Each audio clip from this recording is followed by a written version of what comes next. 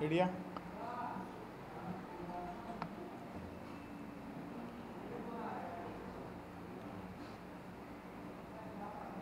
నిన్న రాష్ట్ర వ్యాపితంగా వైఎస్ఆర్ కాంగ్రెస్ పార్టీ పిలుపు మేరకు రాష్ట్ర వ్యాపితంగా వెన్నుపోటు దినం కార్యక్రమం విజయవంతమైంది. పెద్ద ఎత్తున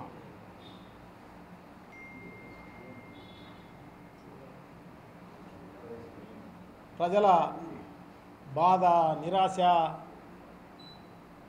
ఇవన్నీ కూడా ఆగ్రహం రూపంలో ప్రజలు రోడ్డు మీదకి వచ్చి నినదించిన రోజు. ఎందుకంటే ఈ కూటమి ప్రభుత్వం అధికారంలోకి వచ్చి సంవత్సరం కాలం పూర్తయిపోయింది. ఈ సంవత్సరంలో కూటమి ప్రభుత్వం ఇచ్చిన హామీలు 143 హామీలు, తర్వాత సూపర్ 6 ఇవన్నీ ప్రజలకు గుర్తుంది.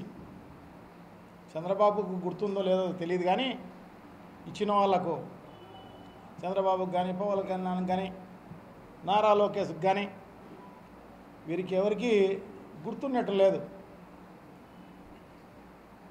ప్రజలకు మాత్రం ఖచ్చితంగా గుర్తుంది. అందుకోసమే వైఎస్ఆర్ కాంగ్రెస్ పార్టీ పిలుపు మేరకు ఎక్కడ చూసినా కూడా వేలాది మంది తరలి వచ్చి ఆ కార్యక్రమాన్ని విజయవంతం చేయడం జరిగింది. ప్రజాగ్రహం ఎలా ఉంటుందో ఈ ప్రభుత్వానికి చూపించడం జరిగింది. దారుణం. ఈ సంవత్సర పరిపాలనలో ఈ రాష్ట్రాన్ని తాకట్టు పెట్టి దాదాపు 151,000 కోట్లు కాకుండా ఇంకా అమరావతి పేరుతోటి అంతా కలిపి 175,000 కోట్ల రూపాయలు అప్పు చేసి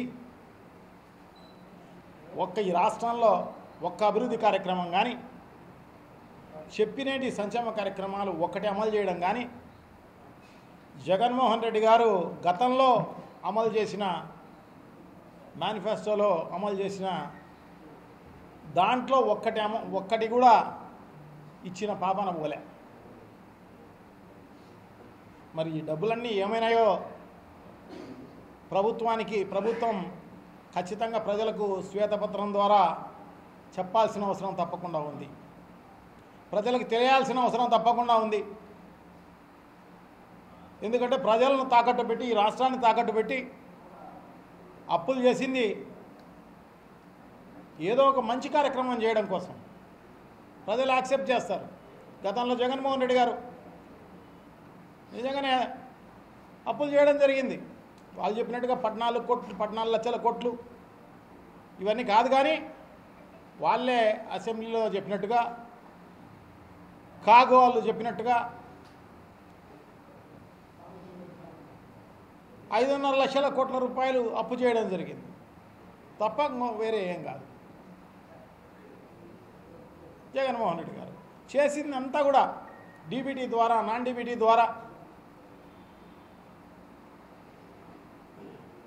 ప్రజలకే అన్నీ కూడా ఆ డబ్బులంతా కూడా అందించిన పరిస్థితి చూడడం జరిగింది. ఈ రాష్ట్రాన్ని అభివృద్ధి చేయడం కూడా జరిగింది. ఇవన్నీ కూడా ప్రజలు చూస్తూనే ఉన్నారు. ఇవన్నీ కూడా చంద్రబాబు నాయుడు గారు, ఈ టీడీపీ ప్రభుత్వం అయితే అందరికీ మోసమే. ఈ వర్గం ఆ వర్గం అని లేదు. తల్లులకు వెన్నుపోటే, నిరుద్యోగులకు వెన్నుపోటే, విద్యార్థులకు వెన్నుపోటే, రైతులకు వెన్నుపోటే, మహిళలకు వెన్నుపోటే. వాళ్ళు ఇప్పుడు బాకీతో, వడ్డీతో సహా ఈ సంవత్సరానికి సంబంధించిన అరియర్స్తో సహా కట్టు అని చెప్పేసి డిమాండ్ చేస్తున్నారు. వాళ్ళు కట్టు అని డిమాండ్ చేస్తున్నారు. సంవత్సరం కాలం వెళ్ళబుచ్చడం జరిగింది. ఏది మీ అబ్బా కొడుకులు డబ్బా కొట్టే కార్యక్రమంలో బిజీగా ఆ కార్యక్రమంలో ఉన్నారు తప్ప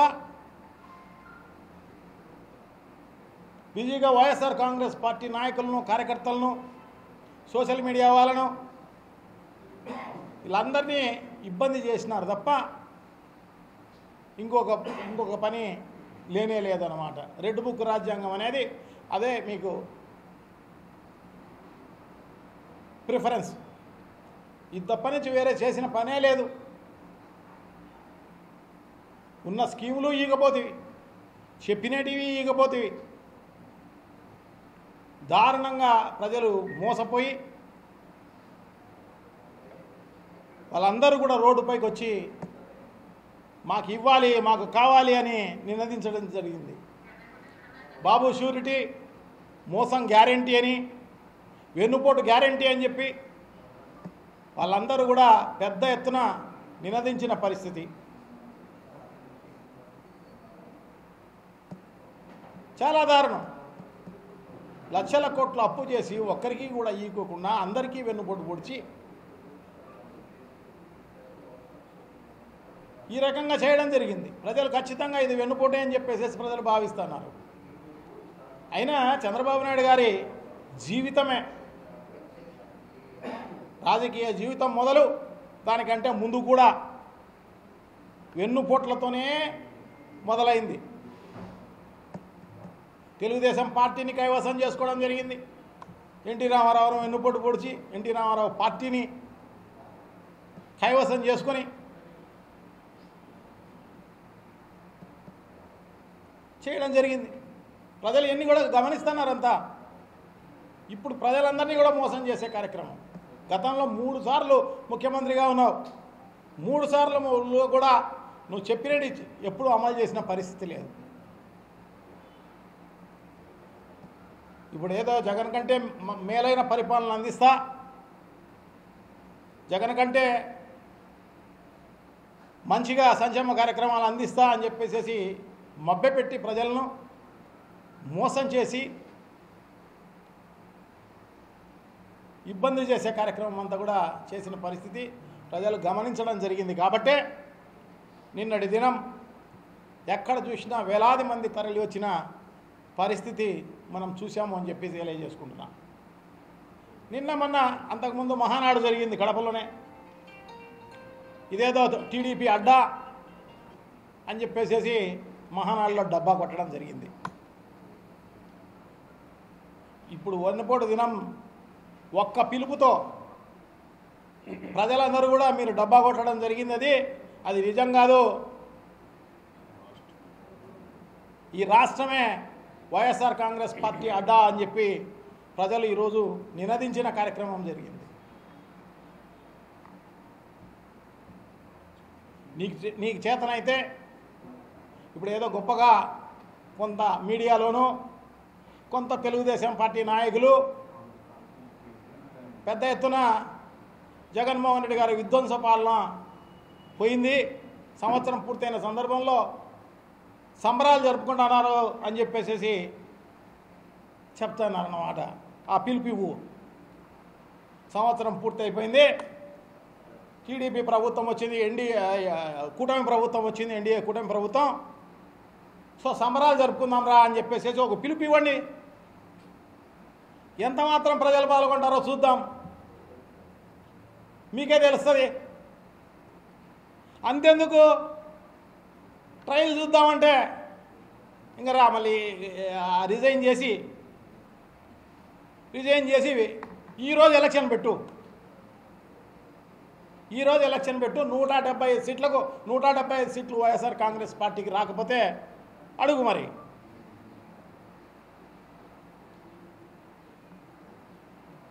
ఇప్పటికైనా బుద్ధి తెచ్చుకొని ఏదైతే చెప్పడం జరిగిందో అవన్నీ కూడా అమలు చేయాల్సిన అవసరం తప్పకుండా ఉంది. అమలు చేయి. మేము కూడా నిన్ను అభినందిస్తాం. ప్రతిపక్ష పార్టీగా మేము కూడా అభినందిస్తాం. నువ్వు అమలు చేస్తే అమలు చేయి మరి. అమలు చేసేది లేదు, ఇంకొకటి చేసేది లేదు. సో తప్పకుండా ఈ అమలు చేసేంత వరకు ఈ అరియర్స్తో సహా ఏదైతే కూటమి ప్రభుత్వం వచ్చిందో ఆ రోజు నుంచి తల్లికి వందనం కావచ్చు, అన్నదాత సుఖీభవ కావచ్చు, తర్వాత ఫ్రీ బస్సు కావచ్చు, గ్యాస్ సిలిండర్ కావచ్చు, నిరుద్యోగ భృతి కావచ్చు, 20 లక్షల మందికి ఉద్యోగాలు కావచ్చు, ఇవన్నీ కూడా అరియర్స్తో సహా అంటే వడ్డీతో సహా నువ్వు ఇచ్చేంత వరకు ఈ పోరాటం ఆగదు. వైఎస్ఆర్ కాంగ్రెస్ పార్టీ ఎప్పుడూ కూడా ప్రజల పక్షాన పెద్ద ఎత్తున ఉద్యమాలు చేసేదానికి రెడీగా ఉన్నాం. మేమందరం, ప్రజలు కూడా ఉన్నారు రెడీగా. సో ఇప్పటికైనా బుద్ధి తెచ్చుకొని ఇవన్నీ అమలు చేయమని చెప్పేసి డిమాండ్ చేస్తూ ఈ కార్యక్రమంలో పాల్గొన్న ప్రతి ఒక్కరికి కూడా, రాష్ట్రంలో కానీ మా జిల్లాలో కానీ పాల్గొన్న ప్రతి ఒక్కరికి కూడా వైఎస్ఆర్ కాంగ్రెస్ పార్టీ తరఫున వాళ్ళందరికీ కూడా కృతజ్ఞతలు, అభినందనలు తెలియజేసుకుంటున్నాం. సో ఇది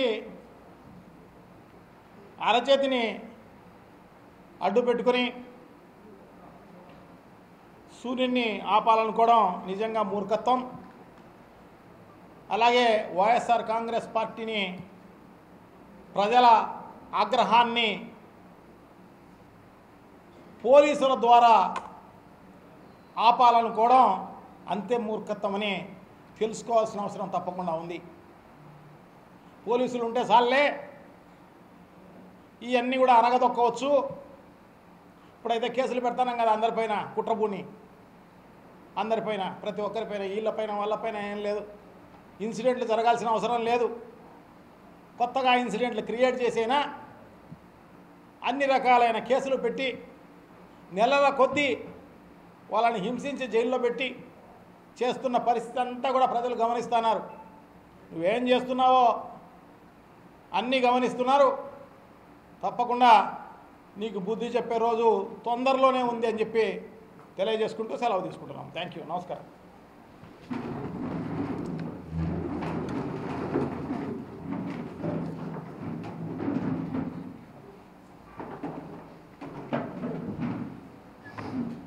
థ్యాంక్ యూ.